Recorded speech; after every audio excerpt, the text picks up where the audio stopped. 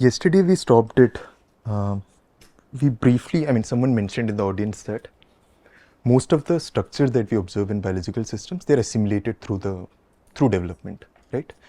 And the relation also works the other way, in the sense that if you look at different individuals, they might have different experiences, and most of these variations are captured in their developmental trajectory. So in some sense, how a worm would respond slightly differently to different stimulus might depend on their previous prior experience. So we can start with some broad view on developments. So it's a very interesting worm for many reasons, as many speakers have told. So one reason is that it has different distinct larval stages, and the connectome has been mapped out for each of these larval stages. So people know exactly most of the connectome. So people know exactly which neuron forms new connections, which neurons comes into place at what time, and which synapses are preferentially removed from the network. There's interestingly a dower stage, which is like a hibernation-like stage. So if the nutrition is low or if the environment is hostile, it will go into this particular stage where the metabolic activity is lowered and the epithelial cells sort of harden up and it becomes more resilient to environment. Okay. So this hibernation state is interesting because there is a lot of neuronal rewiring that happens in this stage. But somehow when the worm goes back to the adult stage, it's able to recover most of the connectome. So there are some very interesting questions that one can ask just at the developmental trajectory level. And the adult, they have two sexes. The hermaphrodite is the abundant one. There's like less than 1% of the population which tends to be male. They have extra neurons and naturally extra synapses. And some of the existing connections are also rewired. So there is probably some repurposing of some of these neural circuits happening. For example, the male would need to find a hermaphrodite to mate with. So it needs to have additional sensory circuits to sense the other sex. It needs certain motor control neurons for mating positions, and it doesn't need a egg-laying circuit basically. What one can do is look at the modules of the connectome at different developmental stages. And you can ask, what is the overlap between these modules? And it's much more neat than this. I've used a very low threshold to compare the overlap. But what we can see is that it's not the case that there are some initial modules that are formed and they just sort of gets reinforced in time. There is sort of this gradual combination and splitting of modules, and there's this gradual change in the module composition. So some of the work that Anand did points to this idea that how do neurons decide which neurons to preferentially connect to or which neurons to break away their connections from. And another important question is, given that you observe all these things at a mesoscopic feature, right? What is active decision? You said that some of these connections are strengthened and some of them break off. Right. So the neurons decide which ones to break off and which ones to. Okay, let's say the neurons do decide, but what does that mean? There is some marker. It's potentially some genetic marker or some. The neuronal connections, is it like the synaptic? Right. So This is the chemical synaptic. So that is more of a chance event and more of plasticity rules. Right. So you're saying the activity could dictate. Yeah. Right. Then So most of the wiring is serotypic. So I would assume that there is some role that these genes. So Abhishek pointed to one particular transcription factor. I don't remember the name, but that's found in neurons which coordinate together for a particular function. Right? I forgot which circuit was he talking about. Even though structurally they might not be a module, right? So there might be some markers at a microscopic level, but it's interesting. So if you say, for example, Anand showed this correlation that there is a left-right homophily, right? So there are certain neurons which actively prefer to wire to certain neurons, but the neurons are not actively looking at other neurons, tracking other neurons' position, time, age, and all that, right? So there must be some underlying markers. So there are some principles of development, and it appears as these sort of correlations. the fact that it's correlated with spatial position or temporal position doesn't necessarily mean that that's what the neurons are actively looking out for. Right? But they're related, obviously. So this is one example of a principle that the network could use. So in general, what people have noticed is the fractional change of inputs that a neuron receives, it strengthens over time, but the output, if you look at the ratio of the synaptic strength of the output node edges, they remain relatively constant. And they also look at, the same paper, they also look at the general variability in the network. So this is variability across different developmental stages, not variability across individuals. And the interneuron circuit seems to be very stable across different stages of development. But the sensory neuron and motor neurons, they go through a lot of rewiring. Yeah. So what you do is you look at each neuron at different developmental stages, and then you ask, given they have some number of inputs, by what fraction did the input change? So if I have two inputs coming in, maybe one of the input goes up by a factor of 2, maybe the other goes up by a factor of 5. The number of synapses, right, between the two neurons. But in output, they don't see any such correlation. Yeah. So, but one interesting thing is, if you look across individuals, the interneuron circuit is actually there is a significant variability. But in the developmental trajectory of a single worm, there is not much variability. Maybe we'll come back to that. We can specifically look at pruning. So here I'm showing you 6 matrices for 6 different developmental stages. So this is L1 to L2, first larval stage to second larval stage, and that is 2 different time points in the adult stage. And on the y-axis, I'm showing you the presynaptic neurons. So they're classified into 3 groups: sensory, inter, and motor neurons, and same for the postsynaptic neuron. So you can clearly see that most of the neurons that are pruned, synapses that are pruned, are the ones that go from motor to sensory neurons. So the network is actively trying to prune away synapses in the feedback direction. So it's trying to become more feed-forward driven in time.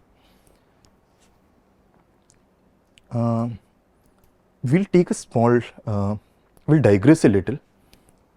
I'll just ask this question: why do birds have wings? It's nothing to do with C. elegans, nothing to do with to fly, right? Okay, that's one. Okay, put it in the right order for flight. But penguins also have wings, right? They don't fly. So does the answer change? So it's like a vestigial sort of, some reminiscence from. But then the first answer seems to allude to the fact that you're appealing to function, right? There is some function, so there is some intention to make the structure. But now you're saying that it's just a vestigial sort of thing. It has no function. So is the right answer valid? The first answer is still valid? There is ambiguity in the question. That's what I'm trying to hint at. So if I ask, why do birds have wings, or why do penguins have wings, what would you? Okay, that is a valid answer, right? But why does a penguin have a wing? I look at a particular individual penguin and I ask, why does that penguin has a wing? Oh, the mechanism through the wing developed and formed. Right. To swim. Do they use it? Yes. Okay, bad example. Sorry. Sorry. I should have put another arrow saying no. Right, bad example, fine. But yeah, so the genes and environment, they sort of interact and they lead to the patterning of this particular structure, right? It might not have anything to do with flight. So the reason why some structures exist and the reason for which it exists are 2 different things. And I think Collins pointed to that, alluded to that in his previous talk, right? He sort of mentioned this idea of associating agency with neurons, right? So they might be making connections for some reason, but the outcome of that is completely different. And it might seem a bit depressing that these 2 things are not related, but it's actually nice because now you can study these things in its own right. So behavior is something which you can study without really necessarily worrying about development or structure. So we'll digress a little. We'll talk about the kind of approaches people have used to look at behavior, and then we'll try to come back to some aspects of structure. And okay, it's not just a matter of convenience. We're not saying that let's look at behavior because it's easy. It could also work the other way around. Like you look at behavior, and that might impose some constraints on structure. So if I see that there are birds that fly, just from some physics principle from physics, like you need a pressure difference to create the lift, you might be able to predict that maybe they need surfaces which have large, appendages that have large surface area and so on. Yeah. So I think here one can make a purely not a purely selection based argument as to why let's say not penguins, why some flightless bird has wings. That initially the ancestor of birds developed wings, Right. which opened up a niche, and that niche was selected for. Right. So from there on, most birds developed. Now at a certain location, maybe some bird existed which could fly, but at that location it did not need to fly. So the flight function of wings was Right. selected against. So it I think someone did sort of mention this. Right. No, that's true. There's nothing against that. so I'm not sure how it's interaction of genes and No, as in, because the question is ambiguous, there are two different valid answers. Right? And if you think about it in a perspective of agency, some might even say this answer is invalid. No penguin intentionally, not a penguin, no bird intentionally grows a wing to fly. Right? But if you're interested in it from the perspective of behavior, it's a valid answer. So if you study behavior, not just for convenience, it can probably inform you something about the underlying structure. Right? So if you think about it in a mechanistic way, as to x leads to y, y leads to z, this answer probably doesn't make sense. Right? So this is the behavior that we're interested in. The worm can sort of move around. Sometimes it can make turns and do reversals. And that's mostly what it does when it comes to locomotion. So this is calcium imaging, and when the muscle cells are contracting, you see this yellow spots. And you can see how well coordinated the activation is, right? So when this region is activating, the worm ensures that the muscles on the opposite sides are not contracting. Otherwise, you wouldn't get this nice rhythmic undulations. There are also other behavior, but we'll ignore it for now, like egg laying, social feeding and all that. They are much more complicated. Before we go there, we'll digress a little more. We'll talk about just this idea of dimensionality reduction, which is a very useful technique in many biological systems. And the two approaches that I'll show where people have tried to look at function, they use the same approach.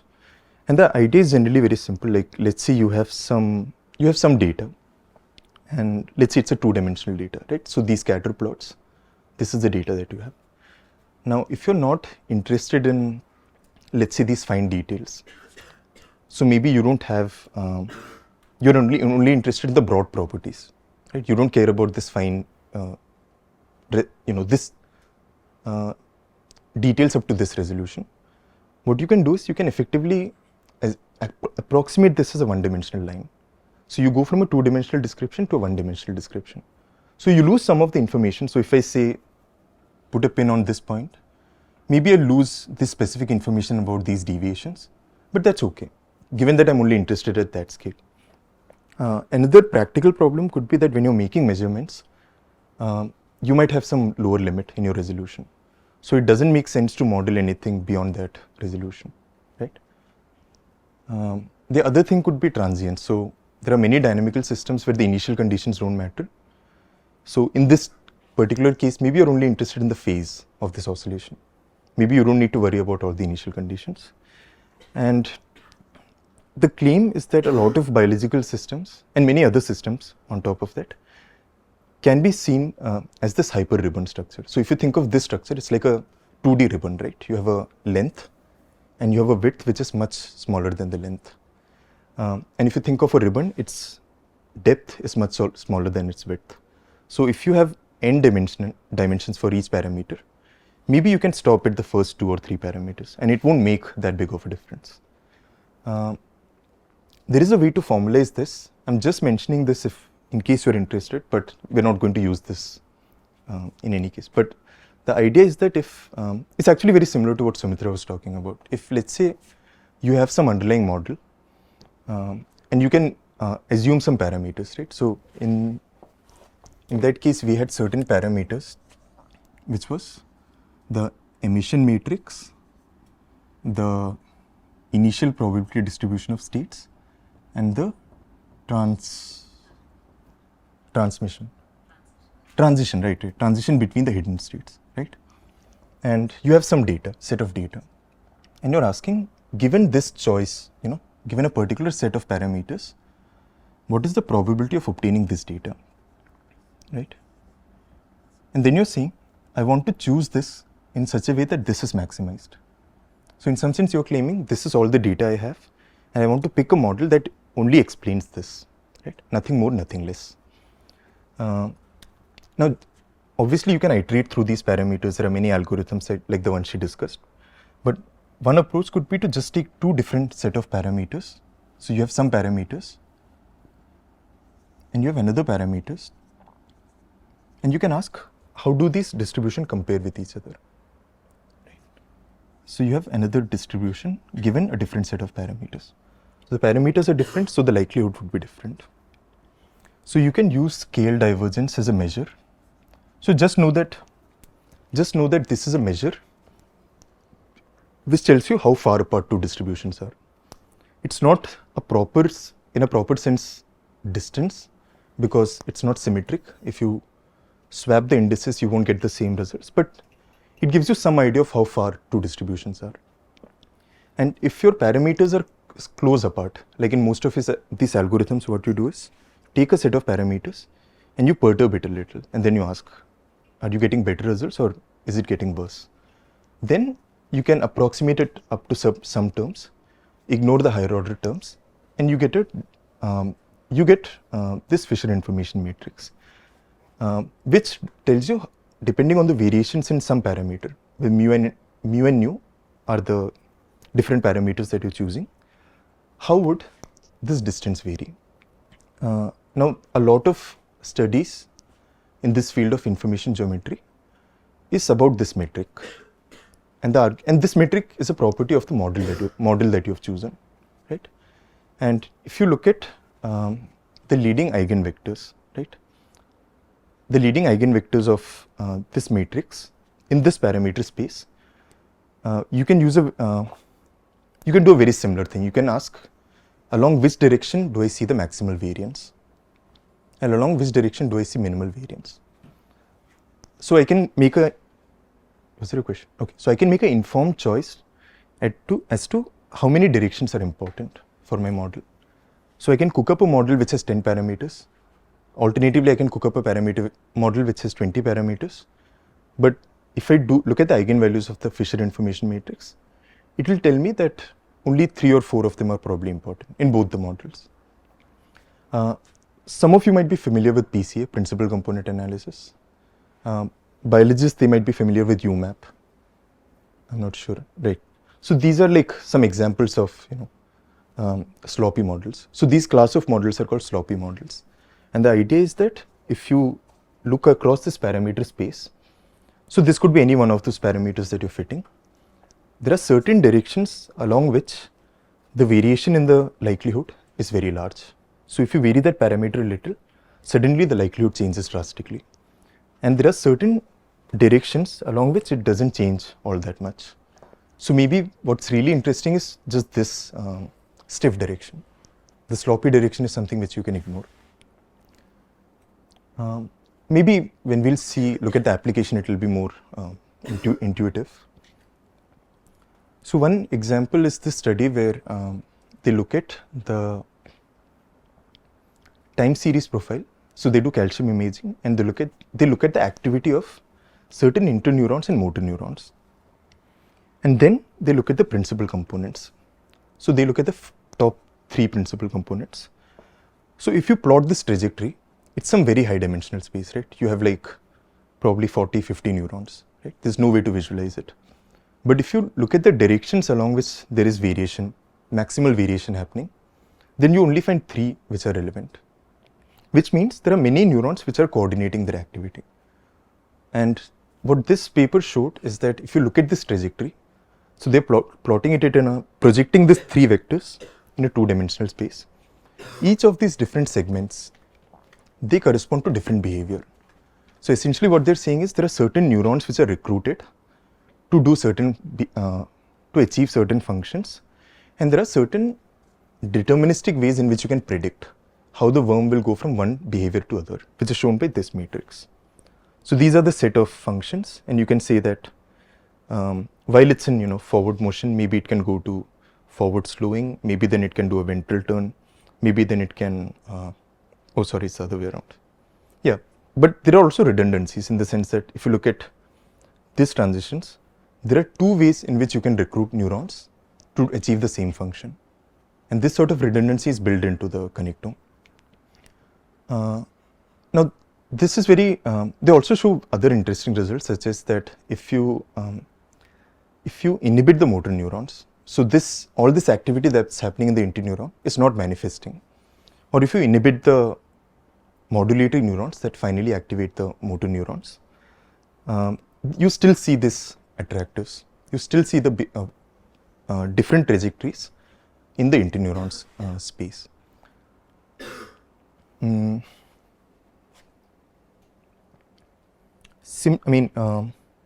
Okay. Similarly, what they do is another study. What they did was they did live imaging of worms. So in the previous study, they did not concern themselves with the nervous system. They're only looking at the output of the neurons, right? In this case, they're not even doing that. What they're doing is they're just looking at the images of worms which are moving, and they're reconstructing the midline of the body, and then they're asking, if you pick 2 different points in the body, how are their tangent vectors correlated? Basically the shape, orientation. So if you look at these 2 points, a particular point here and a particular point here, these will be correlated because they're pointing in the same direction. But if you pick a point here, they'll have a slightly less correlation because they're pointing away from each other. Now, it makes sense that the diagonal entries are correlated, right? So on the y-axis, I'm showing the different segments along the body length, and same on the x-axis, and this is the correlation matrix. Now this band, this makes sense because the worm has some stiffness, right? So there'll be, the tangent vectors would be correlated up to some length scale. And this band of correlated entries also makes sense because the worm would have some distinct wavelength. So the same pattern would sort of repeat. And there is some negative correlation because you have these coordinated activity which is acting in the opposite direction when you compare muscle cells in the neighborhood.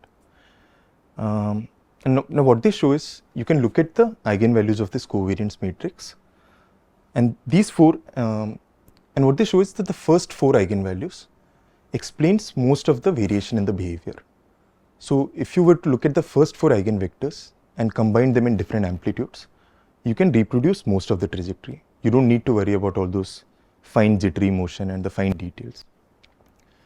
And okay, you get the fact that you get 3 or 4 components is not surprising. That's true for many biological systems. But what's interesting is they have very neat interpretation, which generally does not happen, because if you look at these models, when you find the stiff direction, this direction might be some linear combination of these 2 parameters. It could even be some non-linear combination, and there is no meaningful way in which you can interpret it. But it might be meaningful in the biological sense, like the sort of computations that cells are doing. The cell is probably interested in this parameter, or the biological system is interested in this direction. But for us, it doesn't make immediate sense because we associate these parameters with something that is observable, something in the structure. But in this particular case, it happens to be that they have very nice interpretation. So if you look at the first 2 eigenmodes, they have a sinusoidal shape, and they're pi by 2 phase apart. So this is like a sine and this is like a cos function. And this is nice because if you combine sine and cos with different amplitudes, you can generate a waveform of any possible shape, right? So if you want to explain just simple forward backward locomotion, what you need to do is just switch between these states, right? So the relative amplitudes of these two vectors, you can just oscillate between those amplitudes and generate all these possible shapes. And no, because if you take a point here, and let's say I'm looking at the correlation with a point, let's say 0.1 millimeter away, but I can do that for all points, right? So then you average over all possible points that are 0.1 millimeter apart, right? And if you look at the amplitude of the third eigenmode, so that is a third eigenmode. You can show that it has some distribution, which is shown in this red curve, and the blue curve is just a Gaussian distribution for reference. And what they're showing is that there are certain amplitudes which deviate away from Gaussian. So these are like large amplitude scenarios. So if you look at the trajectory of the worm, and if you look at the amplitude, the points where the worm decides to make sharp turns, right, that's when you get this high amplitude. So the third eigenmode is what they interpret as these large curvature modes. So if you want the worm to bend, instead of having a simple sinusoidal like pattern, you can rely on this third eigenmode. You can modulate it by controlling the amplitude of the third eigenmode. And the fourth one is related to foraging head and tail movements, which makes sense because so far we have only discussed the somatic nervous system, which is sort of fragmented from the pharyngeal nervous system. So the pharyngeal nervous system has like 22 neurons, and for the most part they're structurally and functionally modular. So most of their behavior comes out independently in one of the eigenmodes.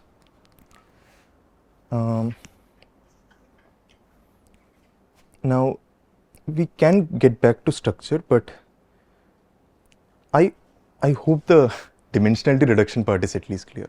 Not the information geometry part, that's a huge topic in itself, but at least how it has been applied in these two cases. So in one case you're looking at the time series. You're not really worried about the underlying structure which produces the time series. And in another case you're looking at the shape of the worm. You're not really worried about what muscle contraction, how these shapes are coordinated.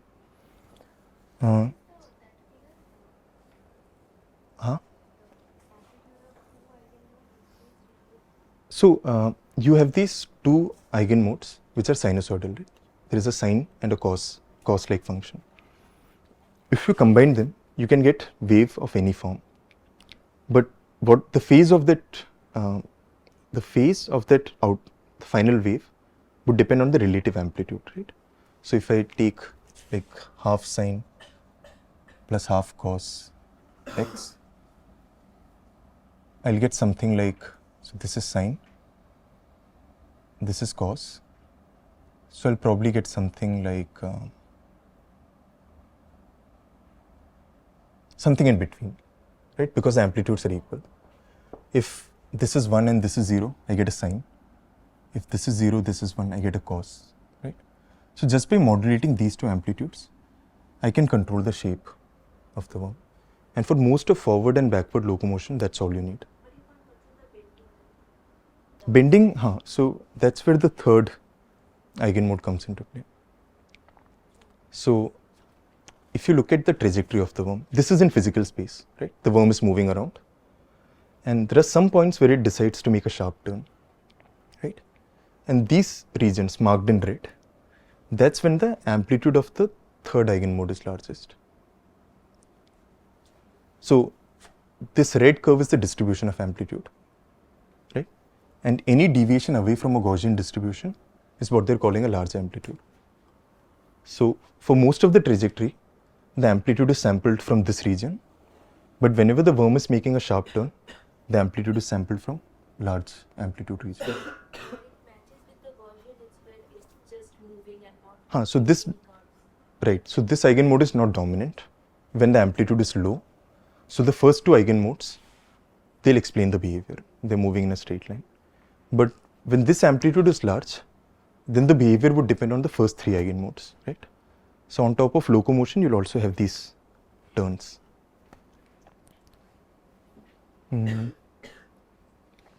So yeah, right. So the fact that you can, so if you again go back to this particular case, right? When you do the PCA, you get these three vectors and they tell you distinctly which neurons are being recruited, right? So even though you don't know anything about the underlying structure, just by looking at this trajectory, you can say which neurons are possibly playing a role in forward locomotion, which neurons are playing a role in, let's say, reversal. You can even ask about the decision making point, like which neurons play a role when they're switching between these two states, right? And often this doesn't match the structural connectivity. It's not trivial. You can't just look at the structure and say, trivially predict which neurons might be playing a role. And same here, you're not looking at the underlying structure. You don't care about the muscles, the neurons. But the fact that you get these four eigenmodes tells you that there must be some mechanism which coordinates behavior across the body length, right? So if this is the worm, if you activate this muscle, this should be inhibited, right? If this muscle contracts, this muscle should not contract. If this muscle is activated, this should be inhibited, right? Now, if you want to modulate the wavelength, you need excitations over large length scale, right? You want to excite a muscle which is far away. But if you want small wavelength patterns, you want to excite cells which are close by. But you still need to inhibit muscles on the opposite side, right? So we still don't know how the nervous system, from this we can't predict anything about the nervous system or the muscles, but we can at least make some predictions as to what it should be doing. But this will be even different for the different growth stage at Right. trajectories, Hmm. the bendings. You mean like even a larva would be able, Right. right? So how with that the eigenvalue will not be able to. No, because the behavior is same, I would expect most of these eigenmodes to be the same. Because this process doesn't care about the age of the larva, right? It's just looking at the behavior. But don't you think the bending has specificity to the length of the? It will. So you're saying that a short worm might be more stiff or less stiff, and that might affect. It might. But that would be reflected in this, the exact value of the eigenvalues and the exact amplitudes.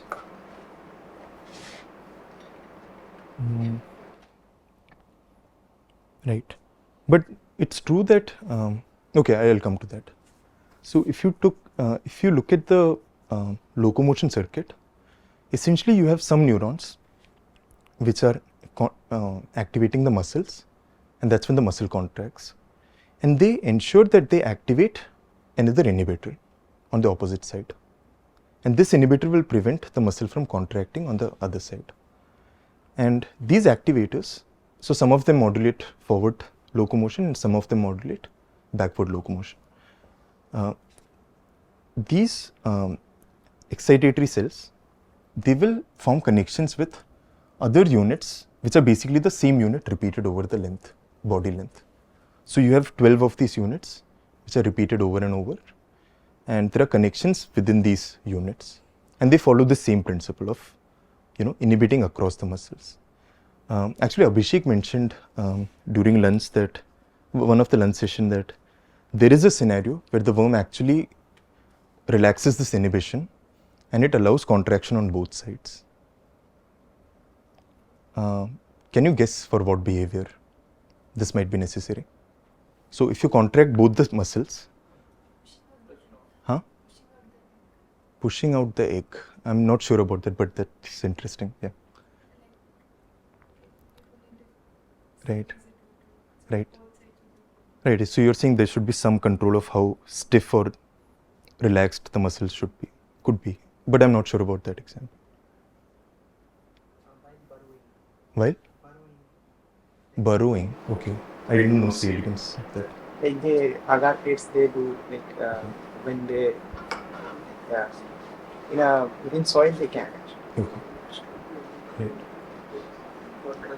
Right. Will stopping during locomotion. Could be, but that I'm not sure. When There it's could be many going ways. forward and then trying to go backward, Right. it has to contract both the muscles. You're talking about slowing down then reversing. I think, yeah. So, actually, both these studies independently show that. The lower stage when they raise themselves. Even that I'm not sure. Yeah. The problem is the slowing, reversal, these sort of behavior. There are many ways to achieve this. And I don't know if people have pinpointed it to one factor. But the example he mentioned was nictation, which he showed, where the worms sort of stand up and they hope that they'll latch onto some organism and migrate. So they want to make their body stiff so that, you sort of project upwards. Anyway, but for locomotion, mostly what it does is this coordinated contraction. And because you have this very lattice-like structure, which repeats over space, it is also reflected in the adjacency matrix. So if you look at this combination of gap junctions and chemical synapses, I guess you guys can see it, right? There is this sort of irregularity. There are these off-diagonal and diagonal, off-diagonal lines, right? So this sort of irregularity, what it indicates is there is one neuron which connects to another neuron far away, and its neighbor will connect to the neighbor of that neuron, right? If you write down the adjacency matrix for a lattice-like network, you'll start to see this sort of off-diagonal bands. So this is one very neat example where something about the function actually tells you something about the structure, gives you some predictability. And there was this very nice approach.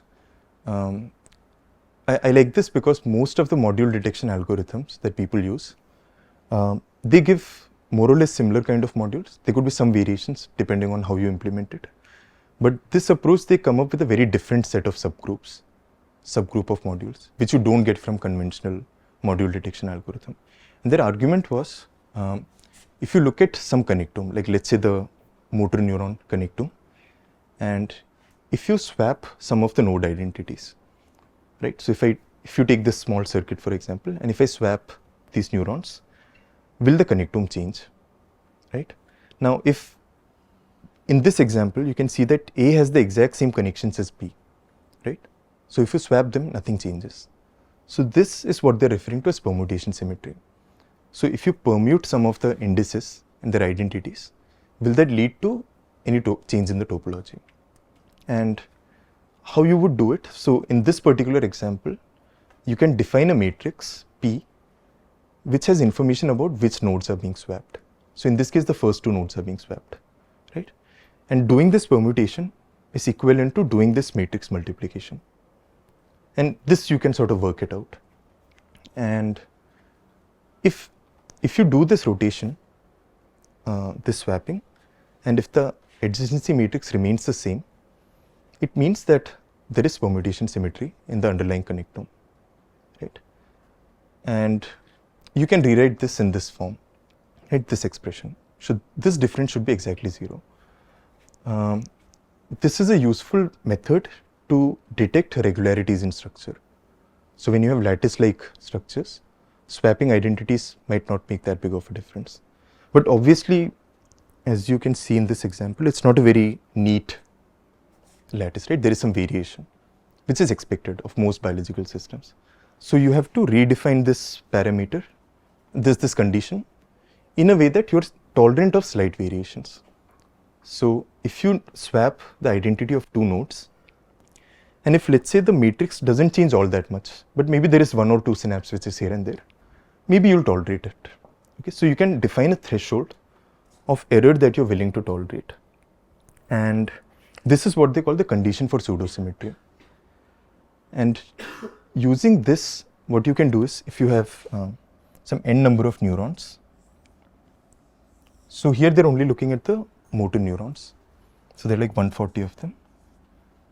I think, I'm not sure.